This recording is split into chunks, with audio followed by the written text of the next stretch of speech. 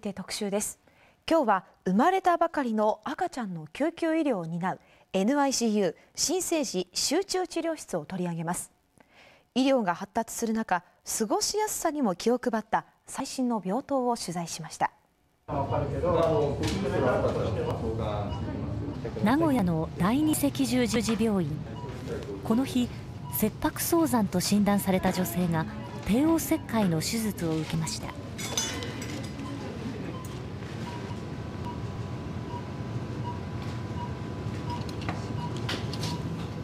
麻酔が赤ちゃんに回る前に取り出さなくてはなりません。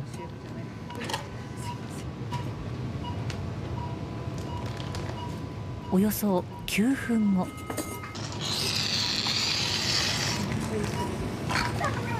おめでとうございま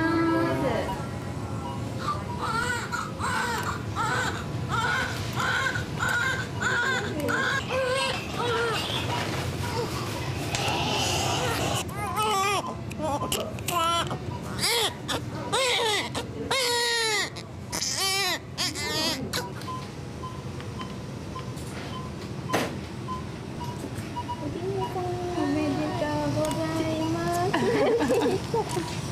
赤ちゃんと握手してあげてください。ちっちゃい。2005グラムの男の赤ちゃん。低体重で呼吸がやや不安定。すぐに病院内のある場所へ運ばれます。お願いします。はい、お願いします。暖かな光で照らされた特殊な病棟。ここは命の危険がある赤ちゃんに緊急処置を行う NICU 新生児集中治療室。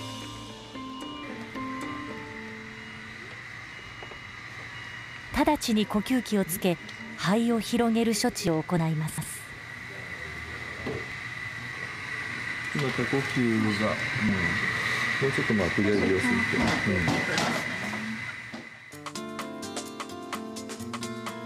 この病院で新生児医療の責任者を務める田中太平医師。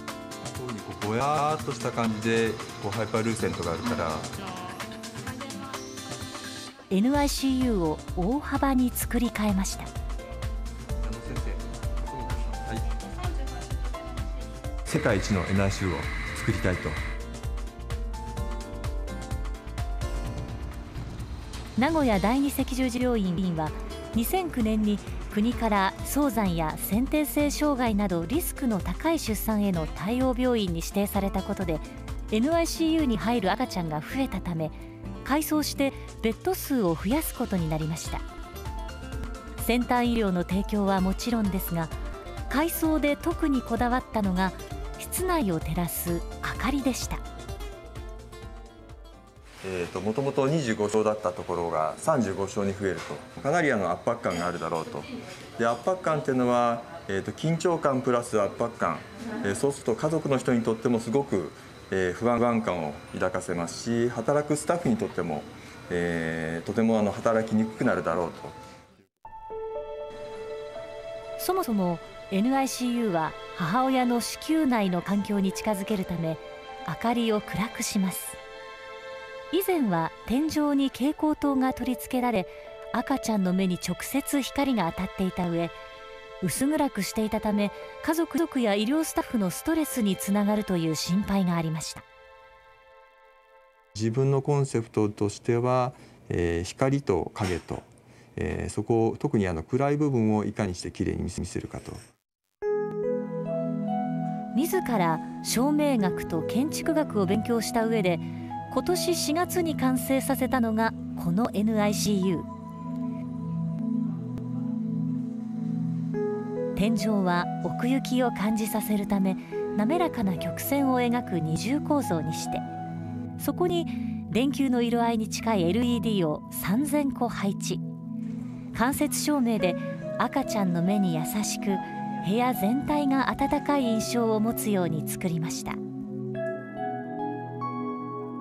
暗いところですとろうそくの灯火のようなそんなような光の色が心地よく感じるということで、ちょうど電球の豆電球のようなそんなような色で全部光の方がセッティングされています。切迫早産で帝王切開を受けた氏家由紀さん。出産後初めて NICU を訪れました。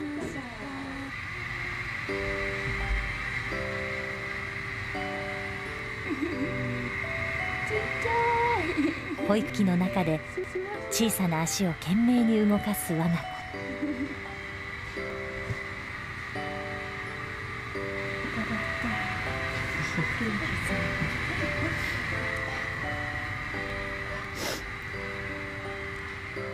強い芯を持ち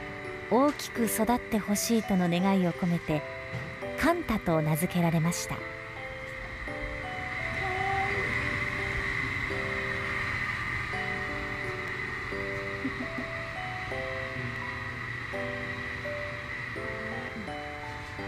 オペ室みたいな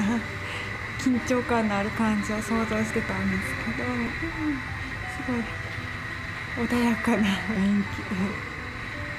確かになんかリラックスして赤ちゃんに会えるかなって、ここで過ごせたら安心です。 NICU には入院が長期にわたる赤ちゃんもいます。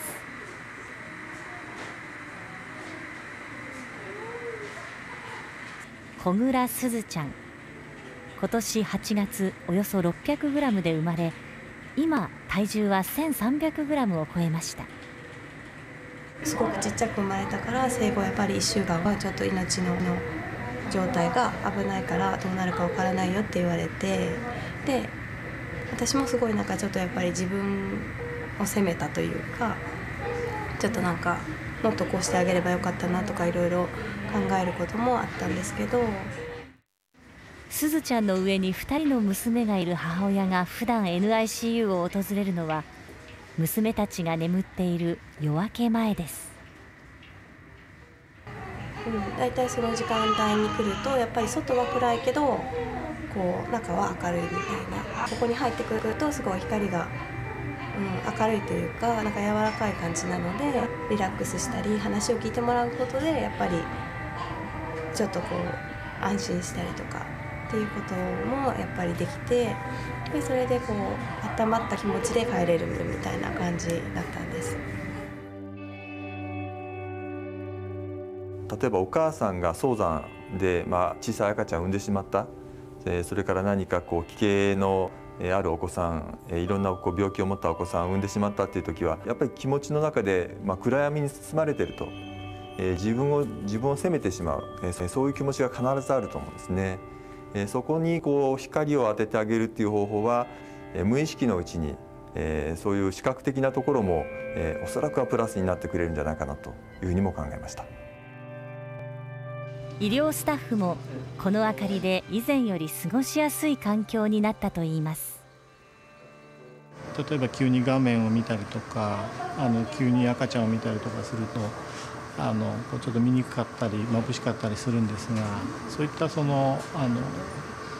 の変化が少ないので割と過ごしやすいというか、一日いて目の疲れが少ないですね。働く環境としてもやっぱり明るいことで、ポジティブな感じになれるというか。こだわりは NICU へ向かう廊下にも。突き当たりの窓には西日に照らされるよう特注のステンドグラスを配置。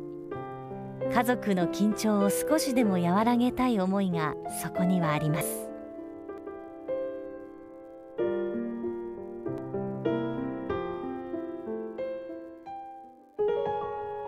この NICU には扉で仕切られた小さな部屋があります。天井には青空が。しかしこれは特殊なフィルムに描かれた人工の空です。本物の空を見れずに、最後を迎える赤ちゃんのために、空を見せてあげたいということで、このような看取りの部屋というふうにも呼んでますけれども、そういうスペースを作りました。第二赤十字病院の NICU には年間およそ400人の赤ちゃんが入院しますが、中には手を尽くしても助からない子が数人はいます。そうした失われる命への思いも込められているのです。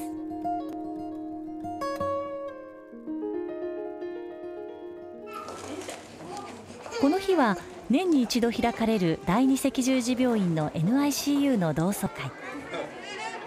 NICU を卒業した子どもたちが元気になった顔を見せます。もう本当にこんなに元気にっていうか育つって自分で思ってなかったので、すごくこうありがたいっていうか、ね、感謝します。命がハンディキャップを持って退院されていく方もいるんですけども、自分がこういう状態のお子さんを、出産されてでケアをしていった中で、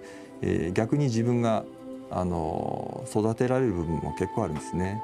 でお子さんを産んで本当に良かった、ここで入院して、ケアしてもらって本当に良かったと、そう思っているようないただけるようなNICU、そういうものを作っていきたいなとは思います。生まれてくる小さな命を救う戦いが